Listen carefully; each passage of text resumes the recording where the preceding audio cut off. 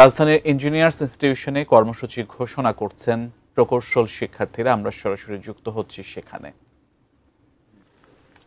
যেভাবে দেখায় আয়না যেভাবে দেখায় আমরা প্রত্যাশা করি ওভাবেই আপনারা ইস্যুটাকে জাতির কাছে তুলে ধরবেন। সেজন্য আজকে মূলত আপনাদেরকে আমরা জানাতে চাই একই সাথে আমাদের ভবিষ্যৎ কর্মসূচি কি হবে, আমাদের এই আন্দোলন এবং একই সাথে হচ্ছে আলোচনা, উভয়টি কিন্তু আমাদের চলমান। একদিকে আন্দোলন চলমান, একদিকে আলোচনা চলমান।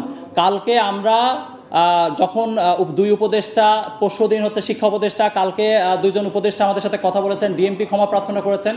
এরপরেও আমরা দেখেছি যে যথাযথ পদক্ষেপ কিন্তু নেওয়া হয়নি।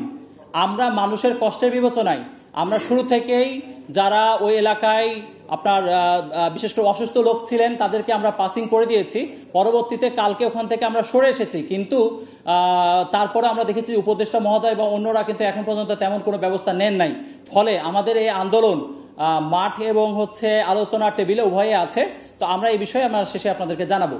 সুতরাং প্রকৌশল সংস্কার বিষয়ে যেহেতু আজকের আলোচনা, আমরা একটু 15-20 মিনিট আপনাদেরকে টোটাল বিষয়টা জানাতে চাচ্ছি এবং আপনাদের মাধ্যমে জাতিকে আমরা জানাতে চাচ্ছি। মূলত হচ্ছে আমাদের আজকের যে বিষয়টি, আমরা এটাকে প্রকৌশল শুধুমাত্র বলছি না, প্রকৌশল এবং কারিগরি। বাংলাদেশের যে উন্নয়ন বাজেট আছে, আপনারা জানেন যে বেশিরভাগ কিন্তু প্রকৌশল এবং কারিগরি খাতে ব্যয় হয়। উন্নয়ন বাজেটের একটা বড় অংশ।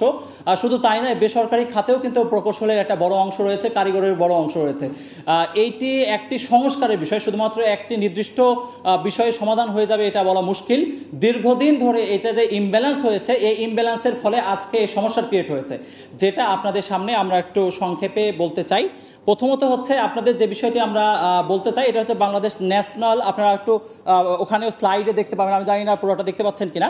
তো সেক্ষেত্রে আমরা একটু সহযোগিতা নেব স্লাইডের। সেটা হচ্ছে Bangladesh national qualification framework, BNQF হচ্ছে মূলত বাংলাদেশের কোয়ালিফিকেশন ফ্রেমওয়ার্ক। এটা হলো শিক্ষা বিভাগ কর্তৃক প্রকাশিত এবং এ অনুযায়ী মন্ত্রণালয়, লেখাপড়া সবকিছু বিভাজিত হয়। সুতরাং এই BNQF এটা মূলত হচ্ছে শুধুমাত্র বাংলাদেশে না, সারা পৃথিবীতেই। আমাদের এখানে 3টা ধারা আছে। হায়ার এডুকেশন ধারা আছে, টিভেট অর্থাৎ টেকনিক্যাল ভোকেশনাল এডুকেশন সিস্টেম আছে, এবং একই সাথে বা এটা স্কিল বেসড বলা যায়। একই সাথে স্কুল এবং মাদ্রাসা সেক্টর আছে। আমাদের মন্ত্রণালয়গুলোরও কিন্তু সচিবালয় কিন্তু এই অনুসারে ভাগ করা, আপনারা যদি লক্ষ্য করে থাকেন। অর্থাৎ এখানে BNQF লেভেল আছে, যে লেভেলটা একটা আরেকটার সাথে, যেমন অনেক সময় ফাজিল এবং কামিলকে যখন সমমান দেওয়া হয়েছে তখন BNQF লেভেলে তাকে ইনপুট দেওয়া হয়েছে এবং এর দ্বারাই কিন্তু শিক্ষা এবং অন্যান্য বিষয়গুলো নির্ধারিত হয়। তো আপনাদের জানার জন্য বলি, BSc এটি হচ্ছে সারা পৃথিবীতে ইঞ্জিনিয়ারিংয়ের জন্য একমাত্র ডিগ্রি।